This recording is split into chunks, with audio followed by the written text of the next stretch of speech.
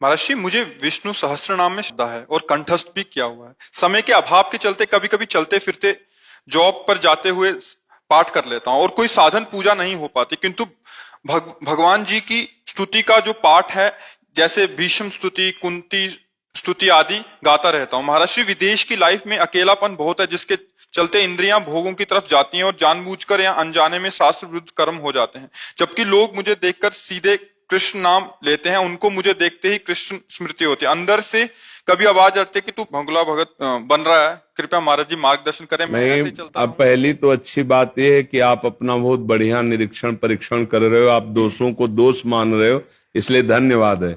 आप दोषों को दोष तो मान रहे हो, नहीं तो प्राय ऐसा होता है कि दोषों को हम सुख बुद्धि से, गुण बुद्धि से, उनको दुश्मन को दुश्मन मान ले तो एक दिन हट जाएगा। तो आप दोषों को दोष मान रहे हो, आप अपने को मान रहे हो कि हमसे त्रुटि हो रही है। अब इसमें खास बात है कि जैसे स्तुति है, विष्णु सहस्त्र नाम है, ये पवित्र भगवान के जो स्तुति ग्रंथ आदि है, इनको पवित्र अवस्था में ही गान आदि किया जाता है।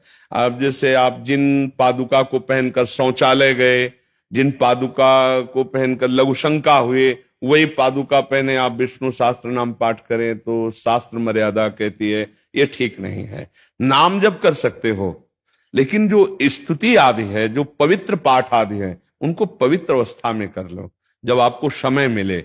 अब या फिर पवित्र वस्त्र और वो पादुका होनी चाहिए जो शौच और बाथरूम में प्रयोग न करे, ऐसा होता है। शूज जो वर्क के होते हैं, वर्क पे पहन के जाने के, वो नहीं, हम कह रहे हैं आप ड्यूटी में गए, आपको लघुशंका लगी, आप सोच गए, तो उन्हीं पादुका को पहन के तो जाएंगे ना। तो फिर उनमें कैसे आप शास्त्रीय इन सब स्तुतियों का कैसे आप पवित्र चलती रहती हैं। मैं करने नहीं जाता हूँ तो भी अंदर चलती रहती है, अचानक शुरू हो जाती है और बस चलती रहती है। शौच में भी, शौच में भी चलती है, वैसे भी चलती, वैसे हमारी, हाँ वैसे देखो, इसीलिए हम, अगर पीछे आपने सुना हो, हमने कहा है कि शास्त्रीय पद्धति का उल्लंघन करके मनमानी आचरण करने पर, भागवतिक होने पर भी उसमें काम क्रोध आदि की अधिकता पाई जाएगी। आपने सुना है, ये कई बार उत्तर में दिया है कि काम क्रोध आदि की अधिकता पाई जाएगी क्योंकि शास्त्रीय पद्धति का उल्लंघन। चित्रकूट वाले हाँ, महाराज का उदाहरण देते हुए हमने ये बात कही। आप खुद अनुभव करते हैं ना कि इसकी अधिकता पाई जाए। तो मेरी प्रार्थना मान लीजिए, ऐसा अभ्यास कीजिए कि जब आप शौच में हो तब नाम जब चले, जो नाम प्रिय हो, राम कृष्ण हरि राधा, जो नाम प्रिय हो आपको, उस समय नाम जप किए। और जब पवित्र हो तो आप मन में या उच्च स्वर से आप स्तोत्र गायन करें, आप विष्णु सहस्त्र नाम गायन करें। जब आपको ऐसा आभास हो रहा हो कि मेरे वस्त्र अपवित्र है, मेरी पादुका आदि अपवित्र है जो मैं पहने हुए हूं, उस समय नाम जप कीजिए। भगवान के बड़े मधुर मधुर नाम है, नामों का स्मरण कीजिए। लेकिन जो पवित्र स्तुतियां हैं, पवित्र स्तोत्र हैं, मुझे लगता है पवित्र अवस्था में किया जाए तो आपको विशेष लाभ मिलेगा। तो चलते फिरते नहीं कर सकते? आप पवित्र हो तो कर सकते हो, मतलब वैसे तो आपके वस्त्र पवित्र हो, आपकी पादुका पवित्र हो। वस्त्र पवित्र होते, स्नान करके ही करता हूँ, बिना स्नान। हाँ, तो आपको जब आभास है कि मैं पवित्र हूं, पर शूज नहीं होते ना पवित्र, शूज तो आना चाहिए। हाँ देखो, हम इसीलिए इस प्रार्थना करते कि अगर हम कहीं बाहर जैसे गए, हम पहले तो लकड़ी की पादुका पहनते थे, तो जैसे गए तो लघुशंका अगर हम करेंगे तो लकड़ी की पादुका को उतार के नंगे पैर करेंगे, पैर धो के फिर लकड़ी की पादुका पहने। क्योंकि गुरुजी ने कहा था कि जिस पादुका में लघुशंका और शौच हो ना, उसमें मंत्र न जपना। तो मंत्र निरंतर जपने का अभ्यास करें तो हम उस पादुका को पवित्र रखते। हमें नंगे पैर लघुशंका के, पैर धोए, फिर पादुका पहन ली। तो देखो, गुरुजनों की आज्ञा और शास्त्र आज्ञा, उसको हम ऐसा अभ्यास बना हुआ है कि जैसे हम आपसे बात करते हुए जाएं और हमें बाथरूम में प्रवेश करना है तो उसकी पादुका अलग है, जो ही हमारा पैर जाएगा तो हमारा मंत्र बंद हो जाएगा। तो हम अगर नई पादुका भी, जैसे यहां तो नई पहनेंगे, वो ना बाथरूम में जाएंगे ना उससे लघुशंका आदि नहीं करेंगे। और अगर हम उस पादुका में भी पैर जाता तो मंत्र बंद होता, फिर हम उसको समझाते हैं मन को, नहीं नहीं ये पवित्र पादुका है, ये लघुशंका सोच में नहीं, तब मंत्र चलेगा।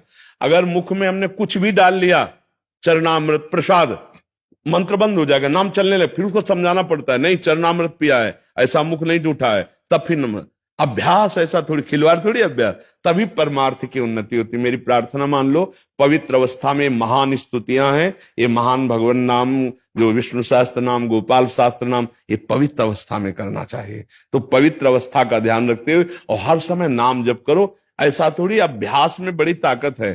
अभ्यास हम जैसा करेंगे वैसा ही होगा। आपने वैसा अभ्यास किया, आप ऐसा अभ्यास करो। पर अभी ये अभ्यास ऐसा हो गया है कि अचानक से शुरू ही हो जाता फिर जहां अचानक से शुरू, उसी समय हमारी बात याद करो और उसी समय शुरू करो, राधा राधा राधा राधा। और जहां फिर पवित्र हो तो फिर आप उसका है। आसन पे ही बैठ के करूं। नहीं, चलते फिरते भी कर सकते हो, पर हमारी शर्त पवित्रता की है, वो आप निर्वाह करो। पवित्रता का कैसे? नहीं तो नाम जप करो, और जब आप पवित्र हो तब इनका पाठ करो। देखो, इनके पाठ का, इनके स्वाध्याय का अर्थ है कि हमारा अंतःकरण पवित्र होना चाहिए और निर्विकारता बढ़नी चाहिए। आप स्वीकार करते हैं कि वो इस कोटि की विकारता आते हैं कि आपको ही ग्लानि होती कि मैं बगुला भगत हूं, आती है ना। तो ये धन्यवाद है कि आप अपनी कमियों को देख रहे हैं, पर इसके मूल कारण को देखिए कि साधन करते हुए परमार्थ में उन्नति क्यों नहीं हो रही। एक बार हमने कहा था पंचाक्षरी मंत्र, द्वादशाक्षर मंत्र आदि जो वैदिक मंत्र हैं, ये लोग जो कीर्तन करते हैं अपवित्र दशा में जो बोलते हैं, ये उनके लिए बड़ी हानिकारक है, उनके मानसिक रोगों को बढ़ाएंगे ना कि शांत करेंगे। तो वही बात है, इस बात को समझ। हाँ, हमारे बात को, प्रार्थना को माना जाए, क्योंकि आजकल जो होता है सिद्धांतों की धज्जियां उड़ाई जा रही, वैदिक सिद्धांतों को, भागवतिक सिद्धांतों को मिटाया जा रहा है। जो मन में आवे सो करो, जैसे मन में आवे वैसे करो, क्योंकि अब कोई डांटने वाला नहीं रहा, कोई समझाने वाला नहीं, तो इसलिए स्थिति भी तो नहीं है ना, स्थिति भी तो नहीं है ना। धन्यवाद है आपको कि आप अपनी स्थिति खोल कर रख रहे हैं सामने। नहीं, आप कह सकते हैं ना मैं बहुत अच्छा हूं, अब हम क्या बोल पाएंगे। अब आपने बताया कि मेरी स्थिति ऐसी, तो प्रमाण मिल रहा है ना कि अपवित्र दशा में साधन करने पर भी आध्यात्मिक उन्नति नहीं हो रही है। इसलिए शास्त्रीय पद्धति से हम तस्मात् शास्त्रम प्रमाणम ते कार्याकार्यो व्यवस्थितो, भगवान कह रहे हैं कार्य और अकार्य की व्यवस्था शास्त्र पद्धति से रखी गई है। मानसिक एक स्थिति आती है जो देहातीत स्थिति में पहुंच चुका है, अब वो हगे भी पड़ा है, सोच किए भी है, और वो भगवदाकार, उसमें कोई फर्क नहीं। लेकिन आपको विकार सताते हैं, आपका देहाभिमान है कि मैं पुरुष हूं, आपके अंदर काम क्रोध आदि हैं, तो उनके मिटाने के लिए आपको नियमावली से चलना पड़ेगा। वो सिद्ध पुरुषों की स्थिति एक अलग होती है, हम अपनी स्थिति और सिद्ध पुरुषों की स्थिति से मिलान नहीं कर सकते। वो तो सोच में बैठे, उनको पता ही नहीं है, शरीर सोच हो रहा है और वो स्वरूप में स्थित, उनकी अलग स्थिति है। हम शरीर के ही अनुसार चल रहे हैं, शरीर भाव में है, तो हमको शास्त्र के अनुसार चलना पड़ेगा। वेदातीत स्थिति को प्राप्त महापुरुष के ऊपर वेद का शासन नहीं होता, लेकिन हम लोग देहातीत स्थिति में अभी नहीं है, अभी शरीराभिमान में, तो हमको वैसे ही क्रम से चलना पड़ेगा। ठीक है।